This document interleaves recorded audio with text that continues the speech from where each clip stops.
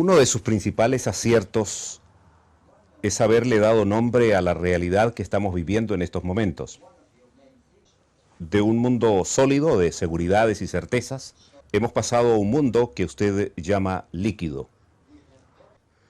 ¿Estamos condenados a vivir de la inseguridad, de la fragilidad, de lo momentáneo, de lo transitorio? Sí, por eso hablo de liquidez, porque sustancias líquidas son aquellas que tienen dificultades para conservar su forma. Se requiere mucha presión, mucha fuerza para mantenerlas compactas, como murallas de concreto. De lo contrario, cambiarían su forma bajo la influencia de fuerzas muy disímiles. Esto es exactamente lo que está pasando con estos sistemas que supuestamente estaban establecidos muy firmemente. Me refiero a estructuras institucionales que originalmente se encontraban especialmente arraigadas en el sistema. Y con el curso del tiempo resultaron ser muy fugaces, transitorias, tal como lo señala su pregunta. Cambiaron de forma inesperadamente, sin advertencia previa. El problema con la realidad líquida es que es tan difícil de pronosticar cómo se desarrollará y reaccionará a nuevas situaciones, crisis, dilemas de confianza o lo que sea. Y como sabemos tan poco sobre ello, nos sentimos impotentes. Si uno no es capaz de pronosticar cómo las cosas evolucionarán, no puede tomar medidas de precaución. Entonces no se puede defender, prepararse. Los hechos nos toman por sorpresa.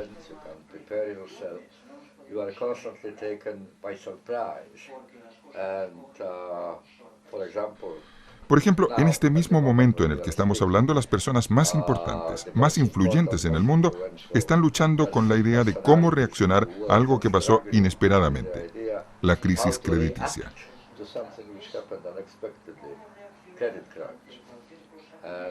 Intentaron aplicar medidas muy inusuales, poco ortodoxas, para arreglar la situación, pero hasta ahora nada funciona.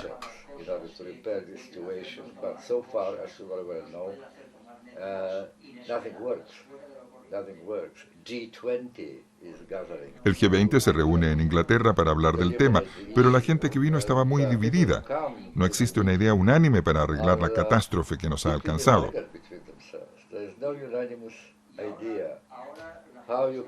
Y no solo eso, no hay ningún consenso sobre su real proyección, cuánto tiempo durará, cuál será la extensión del daño.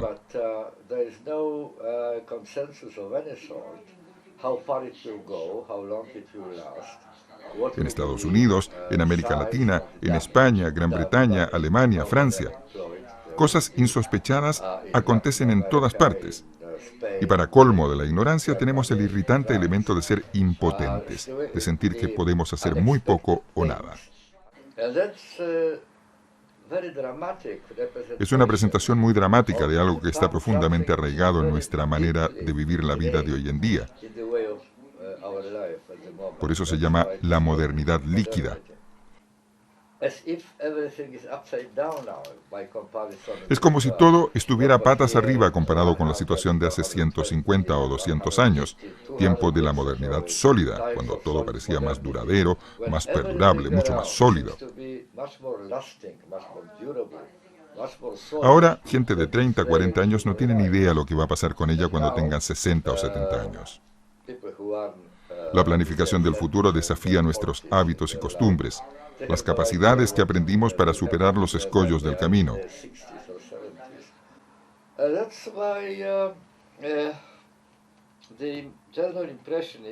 Por eso la impresión general es que día tras día, permanentemente estamos en una encrucijada. Hay muchos caminos hacia diferentes direcciones y no sabemos muy bien qué sendero transitamos. Si el mundo está regido por un individualismo exacerbado, ello sería una de las mejores demostraciones que existe una suerte de claudicación de lo que llamamos sociedad. No obstante, aquí y allá surgen movimientos sociales, protestas juveniles, comités de la más variada naturaleza. En las pancartas se puede leer "Juntos podemos", "Otro mundo es posible".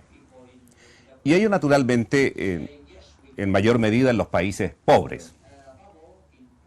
¿Debemos ser esperanzados y pensar que el paciente terminal se está recuperando milagrosamente? Lo que usted indica es muy importante.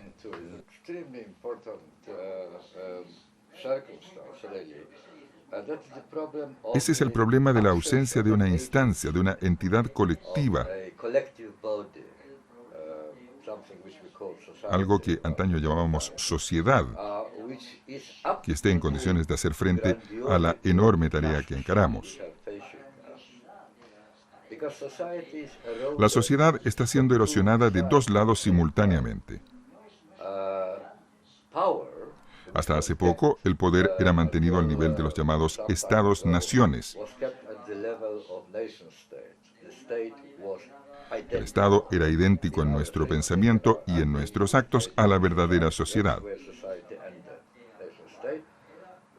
Allí se hacía carne la sociedad. Había un Estado y dentro de él un ente que tenía el poder de implementar su política. Ahora el poder de los Estados nacionales se ha evaporado en el espacio global.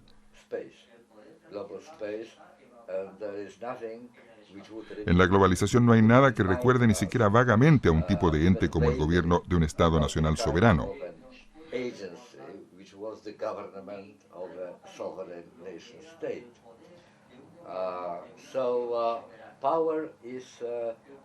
Actualmente, el poder está situado en lo que podríamos calificar de país de nadie. No hay reglas, no hay leyes globales, tribunales globales, un parlamento global, ninguna representación de la voluntad del conjunto de los seres humanos. No hay instituciones globales democráticas, nada. Así que ya este poder del Estado nacional se ha evaporado en el espacio global, aunque hasta ahora sea el único ente político que conocemos. Pero volvamos a lo que hablamos antes, de la crisis actual económica y crediticia.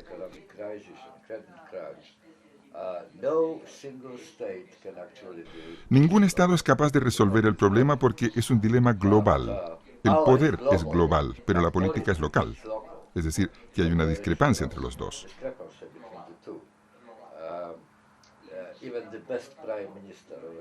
Incluso el mejor primer ministro de un país no tiene la capacidad para hacer frente a las causas globales del problema. Esta es una circunstancia donde la sociedad está desapareciendo porque, como dije, el poder se evapora en el espacio global. Por otra parte, tenemos la tendencia opuesta. Usted mencionó la individualización. Usted y yo somos individuos de jure, somos individuos por decreto. Funciones asumidas hasta hace poco por los estados, que eran poderosos, ahora son traspasadas a individuos que tienen que encontrar soluciones a problemas que ellos no han causado. Pero los individuos son lo suficientemente inteligentes e inventivos para encontrar frecuentemente alternativas al problema que se enfrentan. La cuestión es que ser un individuo de jure es diferente a ser un individuo de facto.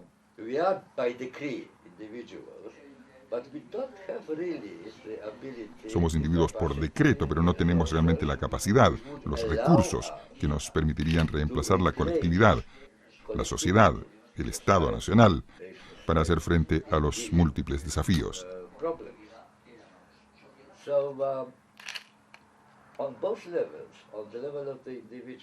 Entonces, en ambos niveles, en el del individuo y en el del Estado nacional, tenemos la misma situación: ausencia de instituciones capaces de hacer frente a la enormidad de los desafíos.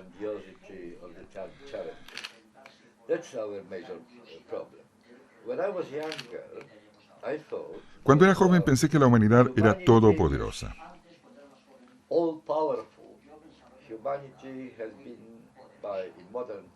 En los tiempos modernos, la humanidad fue declarada divina. La especie humana tenía que reemplazar al Dios Todopoderoso e instaurar el orden que Dios, por alguna razón, no introdujo en la vida humana. En mi juventud, hace más de largo medio siglo, el único problema para la humanidad era que no estábamos muy seguros. que no teníamos suficiente conocimiento del qué hacer. Pero estábamos convencidos que una vez que obtuviésemos el conocimiento, que la ciencia nos ofreciera resultados, tendríamos todos los instrumentos para implementar las soluciones.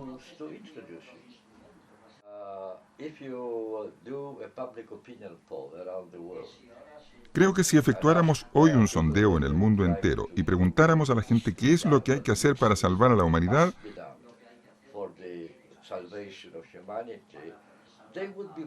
habría más o menos unanimidad en que no debería haber guerra,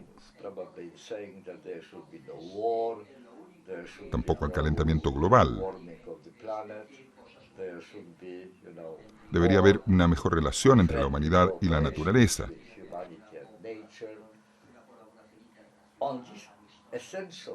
Hay un consenso general sobre estos valores esenciales.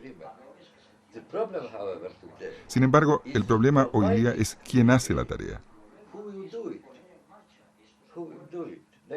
Los estados son demasiado débiles.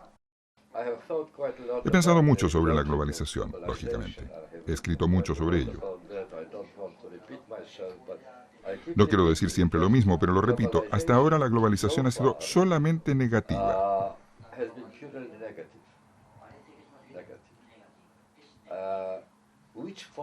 ¿Cuáles son las fuerzas que globalizan? El capital, las finanzas, el comercio, la información, la criminalidad, las mafias, el narcotráfico, el tráfico de armas. Todas estas fuerzas que minaron las instituciones colectivas de acción. Todas estas fuerzas tratan con mucho desdén las soberanías locales. No reconocen las leyes nacionales. Odian las limitaciones que los códigos legales locales les imponen.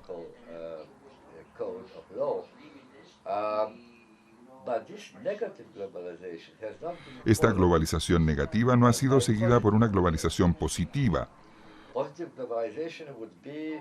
Una globalización positiva sería construir en el espacio global un equivalente, no copias. Tiene que ser diferente a lo que tenemos actualmente. Por lo que nuestros antecesores, padres, abuelos, bisabuelos lucharon.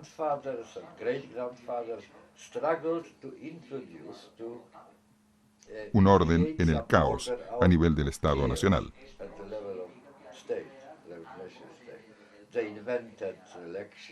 Ellos inventaron elecciones, instituciones democráticas, partidos políticos, gobiernos, tribunales independientes.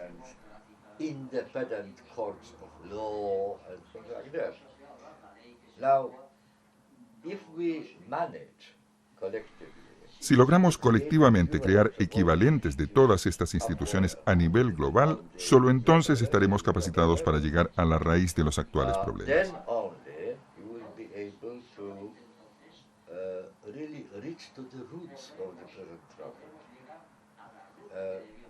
Hay que recuperar el poder de hacer cosas, implementar acciones que la gente quiere que se hagan, para las que no tienen instrumentos, capacidad, recursos para ponerlas en práctica. Usted me preguntó cuáles son las perspectivas.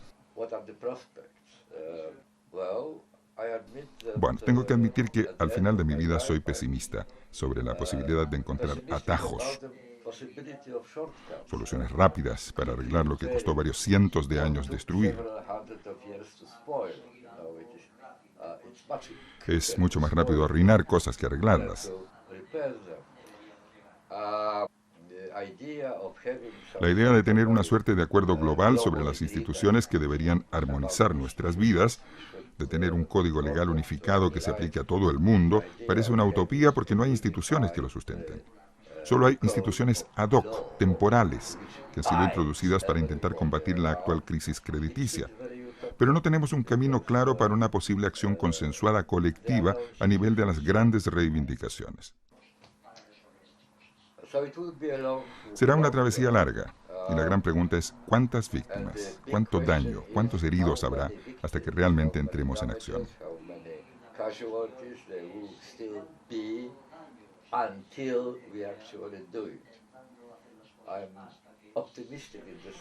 Soy optimista en el sentido de que no es la primera vez que la humanidad se ve enfrentada a un nuevo escalofriante fenómeno.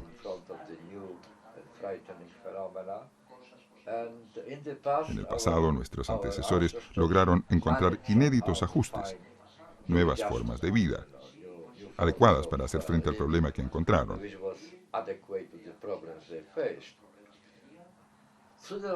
Espero que tarde o temprano lo hagamos.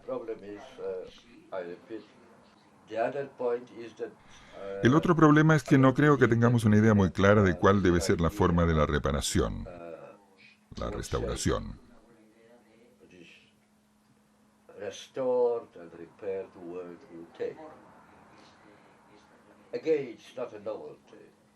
Una vez más, no es nada nuevo.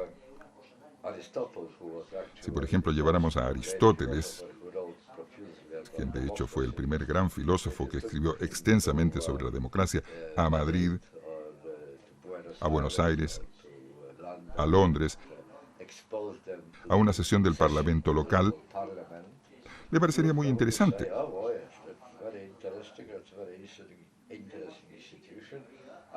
Nos felicitaría por haber creado algo muy prometedor.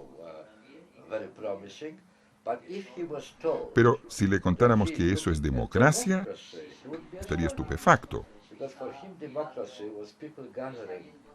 Para él, la democracia era gente que se reunía en el mercado local, que debatía y al final votaba allí mismo por la resolución que una mayoría aprobaba. La idea de la democracia representativa para él era algo totalmente distinto.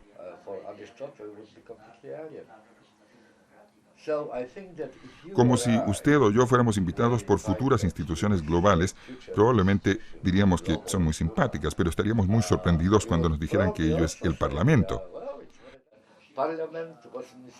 El Parlamento era una institución hecha a la medida del Estado-nación, unidad étnica.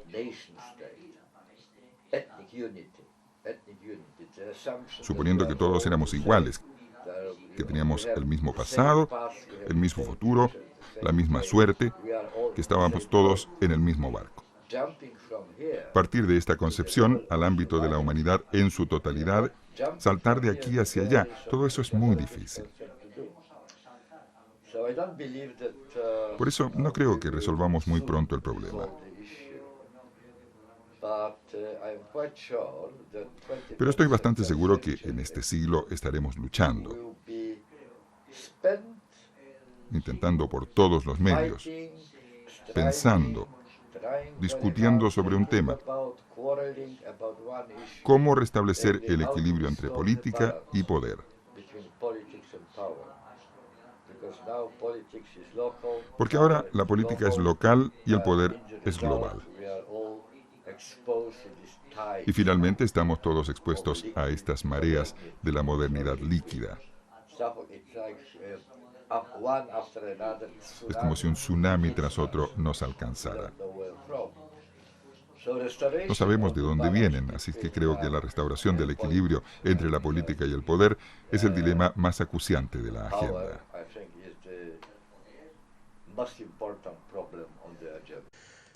Usted sabe que, señor Bauman, que yo vengo de una emisora holandesa, de tal manera que me resulta muy importante dedicarle algunos minutos a ese análisis que usted ha hecho de un programa de televisión holandés y que lo ha presentado como una suerte de paradigma de lo que estamos viviendo actualmente. El Gran Hermano, un programa de millones de televidentes, basado fundamentalmente en una competencia destinada a la exclusión. Alguien va a ganar al final y todos los demás pierden, van a ser borrados de la existencia televisiva, y está basado pues en una guerra a vida y muerte, a coaliciones transitorias y a traiciones muy rápidas.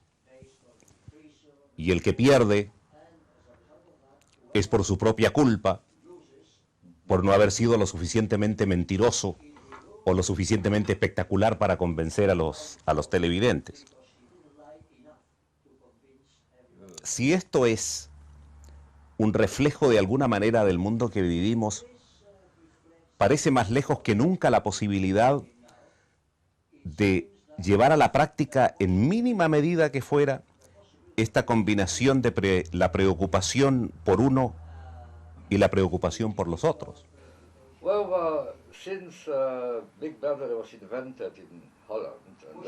Desde la invención del Gran Hermano en Holanda y vendido a las compañías internacionales, la descripción al comienzo era diferente.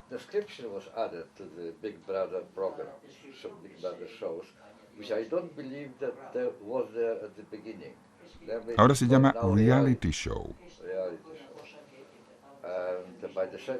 Se le ha puesto un sello. Aquí, en la casa del Gran Hermano, es como en un mundo exterior. Y me temo que el número de televidentes que votan en este programa es muy superior a los que lo hacen en las elecciones nacionales.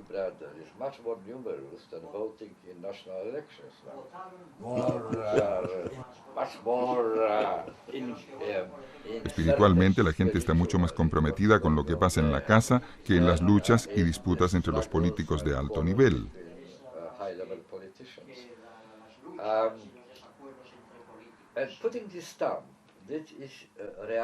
Al poner el sello, esta es la realidad de la vida humana, así está organizada la vida humana. Se confirma la impresión que la gente ya tenía. Sobre los hechos, la convicción de que la vida está organizada de tal manera que la exclusión es una ley natural. Tiene que ser así y no de otra forma. En el show de Big Brother, todo el que sea débil tiene que ser excluido. No es que toda persona débil fracase, pero es una ley de la existencia, la regla de la casa, que una persona tiene que irse.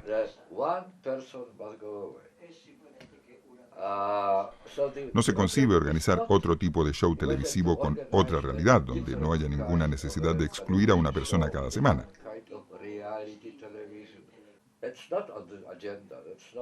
No forma parte de la agenda. Simplemente no se discute el principio de la exclusión.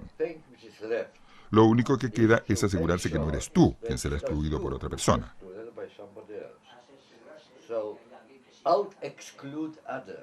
Hay que excluir a los otros para permanecer entre esas paredes.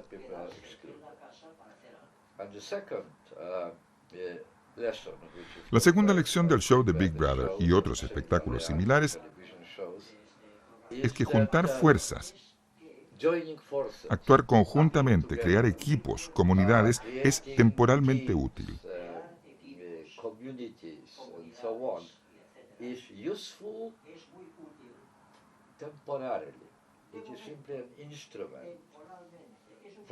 Sencillamente es un instrumento para evitar ser una víctima. Pero cuando ya quedan pocos se olvidan los equipos, la lealtad, la solidaridad. Cada cual intenta salvar su propio pellejo.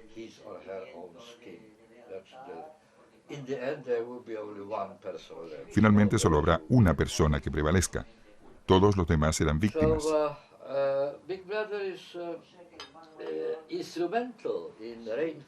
Así que Big Brother es un instrumento que fortalece esta idea de que la exclusión es inevitable.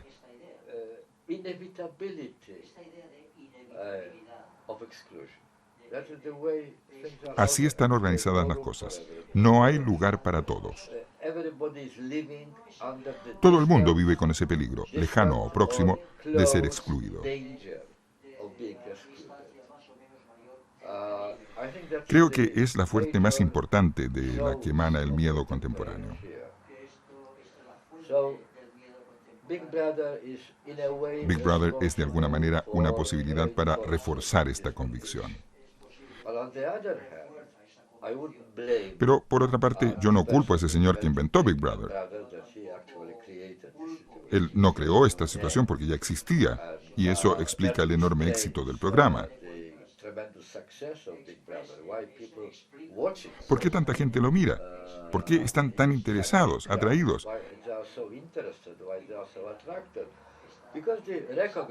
Porque en lo que pasa allí reconocen una situación representativa de su experiencia en el trabajo.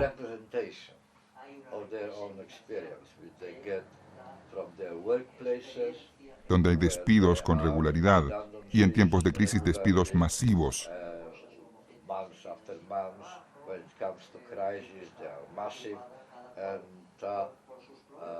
En el pasado la gente reaccionaba uniendo fuerzas, resistiéndose, haciendo huelgas, luchando,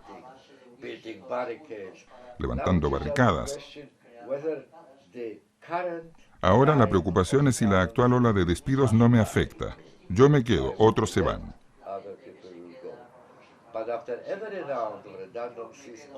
Pero después de cada ronda de despidos, toda la gente que queda momentáneamente a salvo tiene incluso más miedo que antes. La amenaza está allí, constantemente. Usted sabe que hay mucha gente que piensa que los medios de comunicación somos responsables de, por lo menos, la profundización de los males del tiempo que vivimos. ¿Usted comparte esa crítica?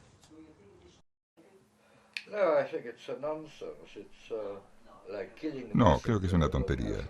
Es matar al mensajero porque trae malas noticias. Una costumbre muy vieja, muy tonta.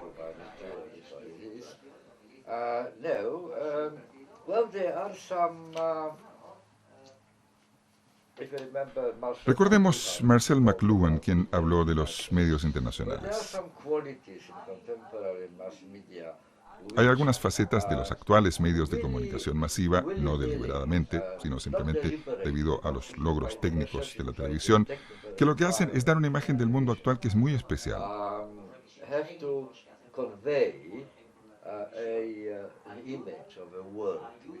Se consigue una interpretación muy distinta de la realidad cuando se lee un libro en la biblioteca. Rodeado por estudios históricos, se aprende sobre el mundo de una manera muy diferente que cuando uno está expuesto a las noticias de la televisión.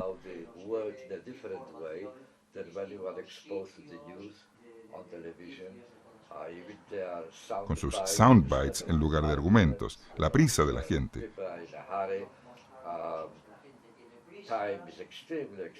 El oneroso tiempo en televisión.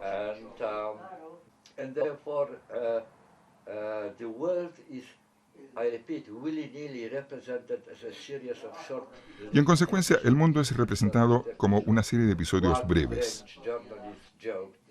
Un periodista francés dijo que si Émile Zola, quien escribió el famoso artículo J'accuse, yo acuso, un artículo muy largo, lleno de argumentos muy poderosos en el caso Dreyfus, si le hubiesen dado tiempo en la televisión, habría tenido solo tiempo para gritar yo acuso, y después se habría dado paso a la publicidad u otra cosa. No habría dispuesto de tiempo para defender el caso. Es un ejemplo. La estrategia es pasar rápidamente de un tema a otro. Hay 25 minutos de noticias, pero con 25 temas distintos.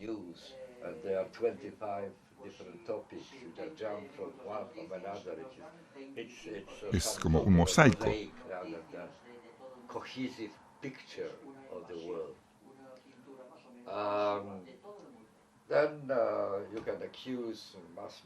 Se podría acusar a los medios de comunicación masiva por crear personalidades, caras familiares en lugar de autoridades.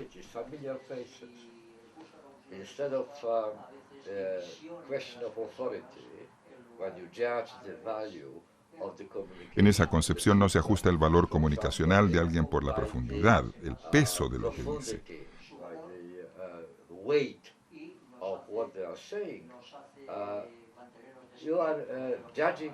Se juzga la información por la personalidad que la esboza.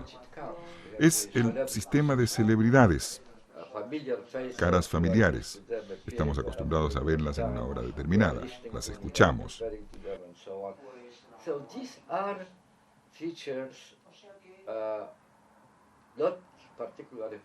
Estas son facetas no especialmente agradables que están relacionadas con la naturaleza de los medios de comunicación masiva. Televisión, radio, pero también la biblioteca, los diarios, cada uno de sus medios de comunicación tienen sus particularidades. Ninguno de ellos está completamente libre de vicios. Todos tienen lados positivos y negativos. Pero sería estúpido acusarles que ellos están creando los aspectos negativos de los que nos quejamos en este mundo.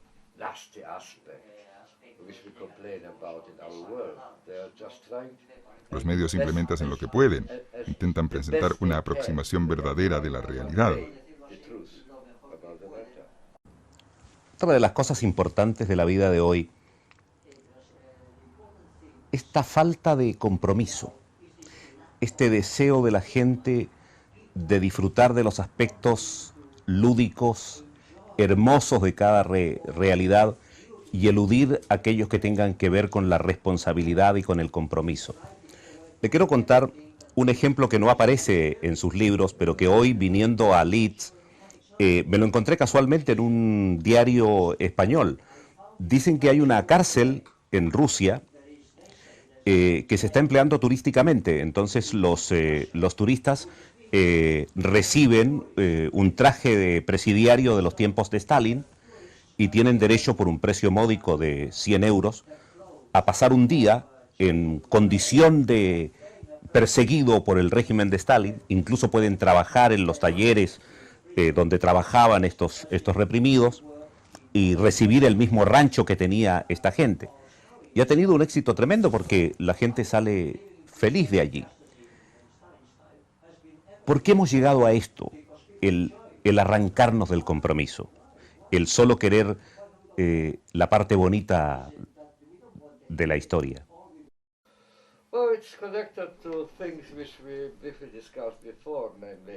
Sí, está relacionado a cosas que discutimos antes. Hay una crisis con el largo plazo.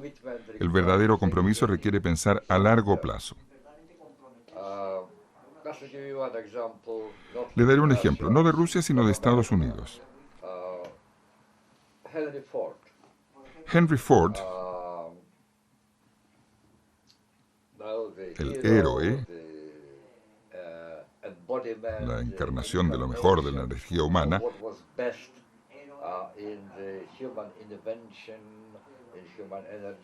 él era el Bill Gates de los antiguos tiempos.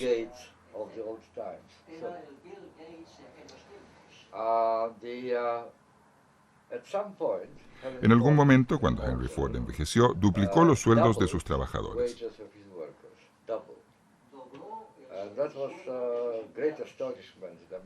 Fue una gran sorpresa en Estados Unidos porque hasta entonces el capitalismo norteamericano quería bajar los sueldos, no duplicarlos.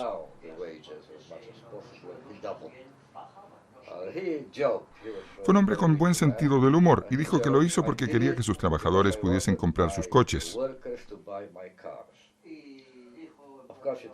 Naturalmente no era una explicación porque no se sabía cuántos coches podrían comprar o si duplicando los salarios aumentaría el costo de producción de los coches.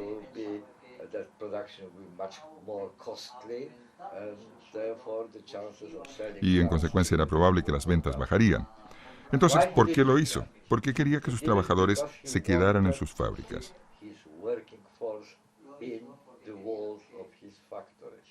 No quería perderlos por culpa de la competencia. El problema era que en aquel momento él dependía de sus trabajadores de igual medida en que sus trabajadores dependían de él.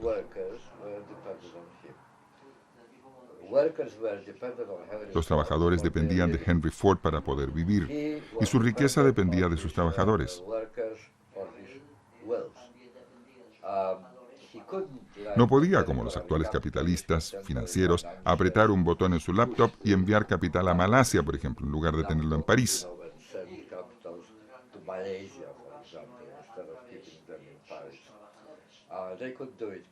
Ahora lo pueden hacer fácilmente. Ya no dependen de los asalariados.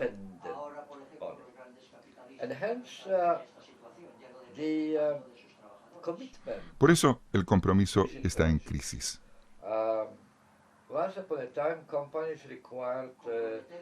En el pasado, las empresas pedían una lealtad de por vida de sus trabajadores.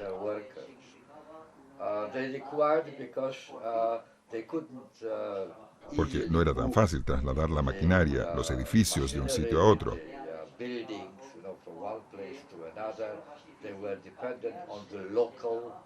Dependían de la mano de obra local que estaba disponible en ese sitio preciso. Y por eso, una vez que estaban entrenados, disciplinados, querían mantener a sus trabajadores cuanto más tiempo posible en el mismo lugar.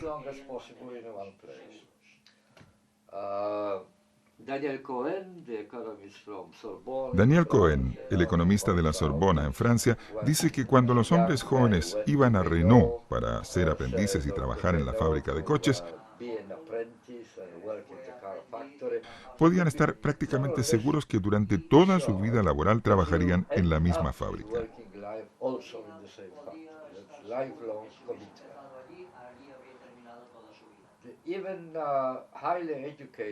Hoy día incluso jóvenes brillantes con estudios superiores que van a trabajar en Silicon Valley en Estados Unidos.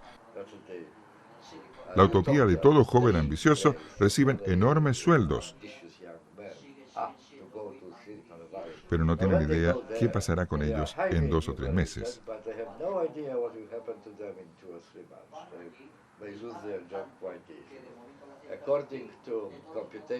Según cálculos hechos antes de la crisis crediticia por el sociólogo Richard Sennett sobre las perspectivas de estadounidenses con alta formación profesional, se demuestra que el americano medio con estudios universitarios que entra actualmente en el mercado laboral puede esperar que tendrá que cambiar de lugar y de tipo de trabajo al menos 11 veces antes de jubilarse.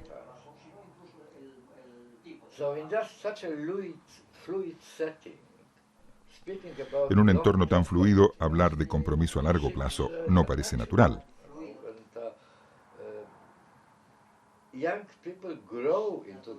La gente joven crece en medio de esta situación. Los sociólogos constatan que la mayor preocupación de los jóvenes no es tener un empleo estable para toda la vida.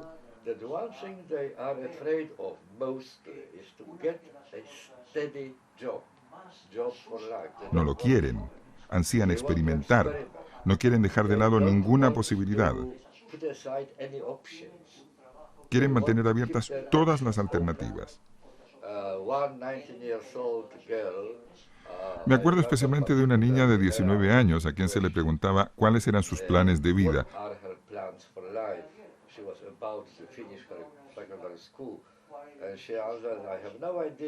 Dijo que no tenía ni idea, que deseaba una vida interesante, rica en experiencias, aventuras, etc. Pero lo que sí sé es lo que no quiero en mi vida. No quiero ser como mi padre. Hace 25 años, él empezó a dar clases y sigue siendo profesor. ¡Qué aburrimiento! El padre era el antihéroe, precisamente la vida que ella no quería. Y no es una excepción. La mayoría de la gente joven está entrenada de tal manera que esperan una vida llena de cambios, de nuevas vivencias. No sé cuál es la gallina y cuál el huevo, qué fue primero. No sé si la expectativa de la gente joven creó el mundo líquido o si el mundo líquido creó esta expectativa. No me parece que sea posible responder esa pregunta. Pero hay una suerte de coordinación, resonancia entre las cosas líquidas que finalmente desemboca en lo que usted señaló, la crisis del compromiso. Me acuerdo de otro periodista que decía que en estas condiciones casarse es como embarcarse en un viaje por el océano sobre papel secante.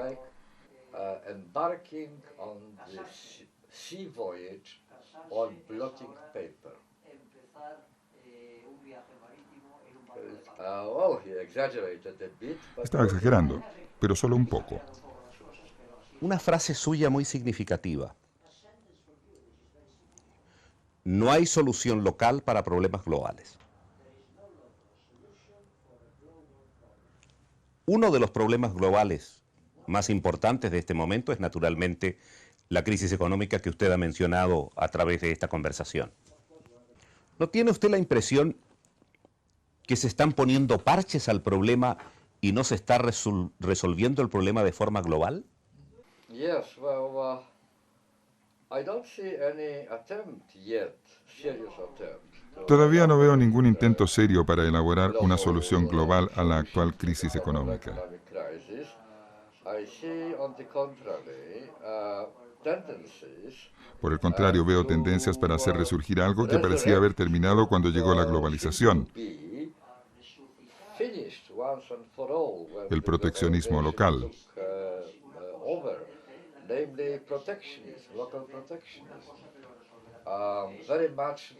Las tácticas del gran hermano. Que los vecinos sufran. ¿Por qué hemos de sufrir nosotros?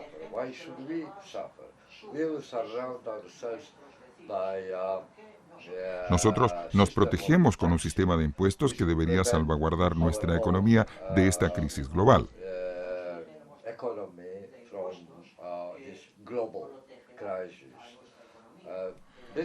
Recientemente, el primer ministro británico Gordon Brown dijo algo que no escuché en años.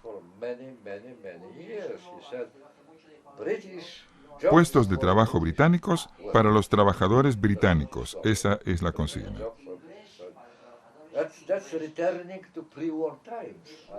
Volvemos a la época anterior a la guerra. 20 países acudieron a la conferencia de Londres. 17 ya han introducido medidas proteccionistas. Y llegaron a Londres para discutir medidas conjuntas aplicables a todos los países. No tengo ni idea cómo lo harán. No espero que los resultados de esta conferencia ofrezcan ningún resultado sólido que ataque la raíz del problema.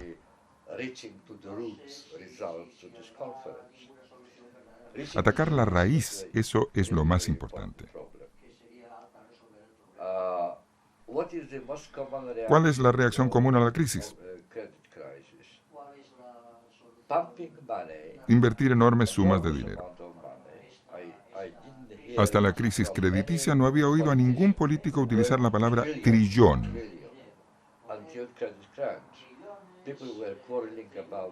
Los políticos se peleaban sobre cientos de millones, a veces miles de millones. Ese era el límite de nuestra imaginación. Pero nadie habló de billones de dólares, 2 billones de dólares. No sé de dónde viene el dinero, pero incluso si lo tuviesen, invertirlo en los bancos significa restablecer la normalidad de esas instituciones.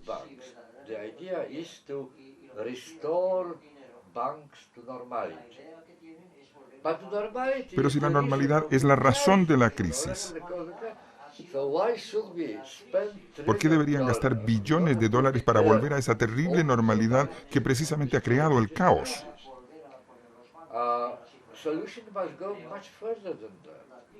La solución debe ir más allá. Hay que atacar las raíces de la cuestión. Esas están muy metidas en nuestra forma de vivir.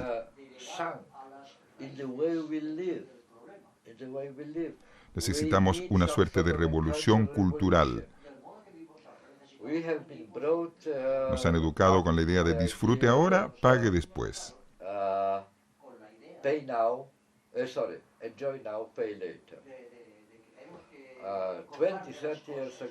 Hace unos 20, 30 años, los bancos descubrieron algo maravilloso.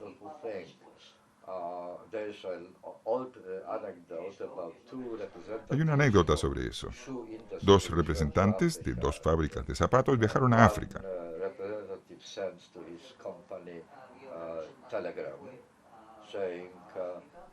Uno de ellos envió un telegrama a su empresa diciendo: no envíen zapatos, todo el mundo anda descalzo.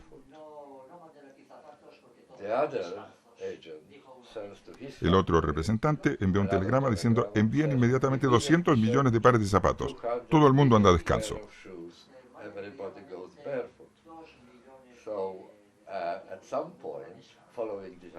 En otras palabras, los bancos descubrieron que la gran mayoría de la gente no pedía dinero. Vivían según sus posibilidades. Un escándalo. ¿Por qué no convertirlos en deudores?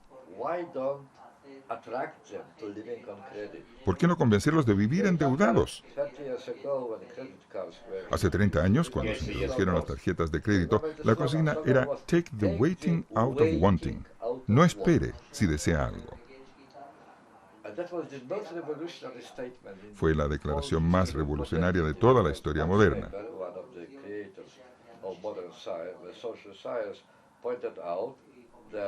Max Weber, uno de los fundadores de la sociología moderna, dijo que la actual sociedad capitalista está basada en la ética protestante, que consiste en la postergación de esa invitación. No espere si desea algo.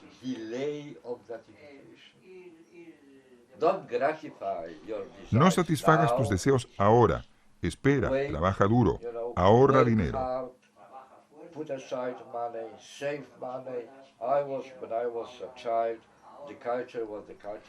Cuando era niño había una cultura de ahorro, no de tarjetas de crédito. Y el principio elemental de una vida decente era hacerlo dentro de tus posibilidades. Ahora las tarjetas de crédito crean posibilidades. Disfrute ahora, no espere, pagará después. Pagará después en pequeñas cantidades.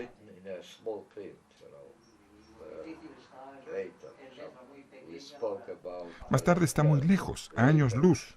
¿Quién se preocupa de más tarde? ¿Quién sabe cuándo llega más tarde?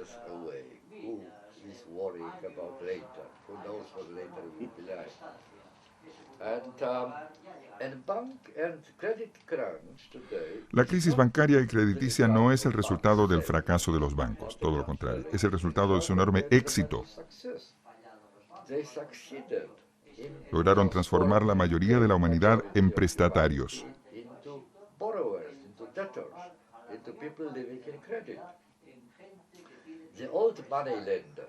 Los antiguos usureros eran muy crueles. Te prestaban dinero, pero querían que se devolviera oportunamente, incluidos los intereses. Si no pagabas a tiempo, enviaban unos mafiosos que te daban una paliza. Y si no podías pagar, te mataban.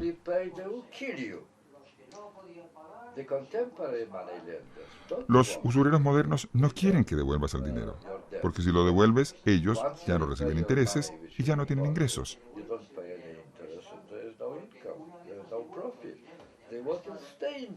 Quieren que sigas endeudado.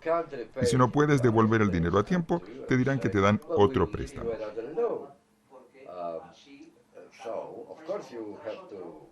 Naturalmente, en el futuro tendrás que devolver más dinero. Pero en esos momentos pagas tus viejas deudas y encima tendrás unos cientos de dólares para gastar en tus vacaciones.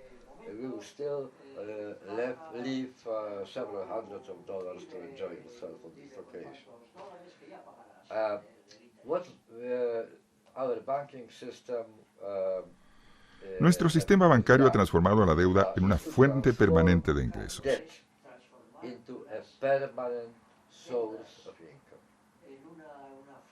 La idea era muy sencilla, como con esas hipotecas basura en Estados Unidos.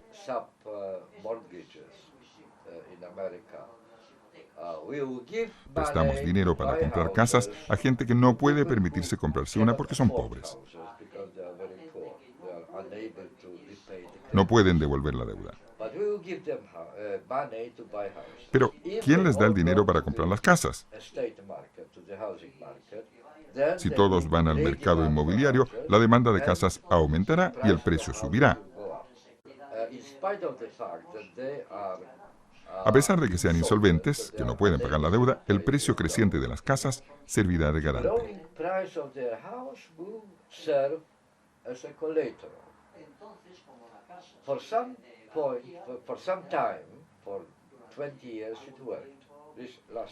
Durante 20 años funcionó. Funcionó de verdad porque aparecieron tantas nuevas personas en el mercado inmobiliario que los precios subieron durante 20 años.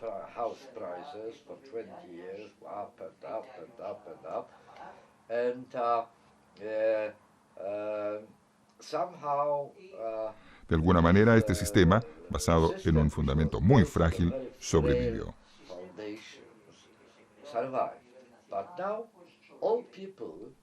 La gente que tenía suficiente dinero compraba casas, pero también mucha que no lo tenía compraba y se veía obligada, presionada por los bancos, a pedir dinero.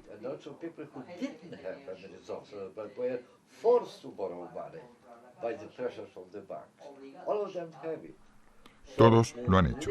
Se alcanzó el límite y de repente el colapso total. En Estados Unidos, probablemente la mayoría de la gente vive en casas cuyo valor es inferior al dinero que solicitaron para comprar las casas.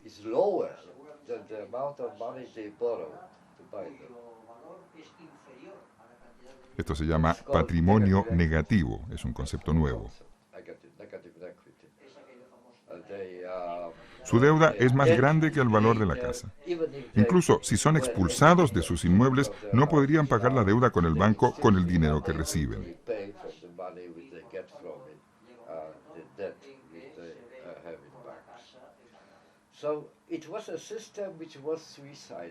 Es un sistema suicida. Utilizo la metáfora de la serpiente que se come su propia cola.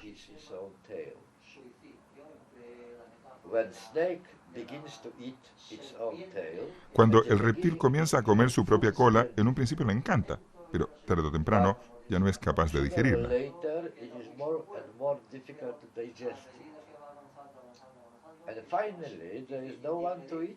Y finalmente ya ni es capaz de comerla. Eso es exactamente lo que está pasando con el sistema bancario y el de tarjetas de crédito.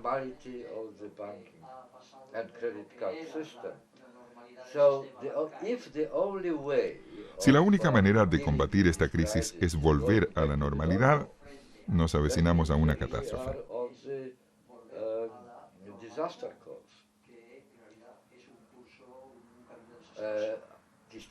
Estos últimos 20, 30 años que hemos vivido de préstamos han creado una generación que está entrenada para vivir endeudada.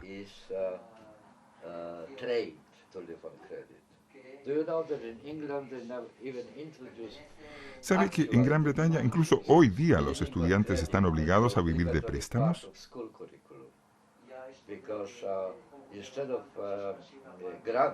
En lugar de becas, se le proporciona créditos a los alumnos de la enseñanza superior. Se supone que los devuelvan después de finalizar los estudios. Esto significa que están obligados durante sus estudios a vivir endeudados.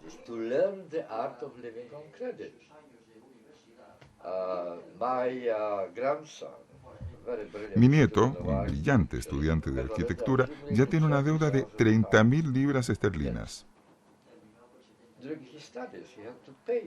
Él estudió y tiene que pagarla. Y le han dado un crédito muy económico. Pero cuando sea arquitecto tiene que empezar a pagar esas 30.000 libras.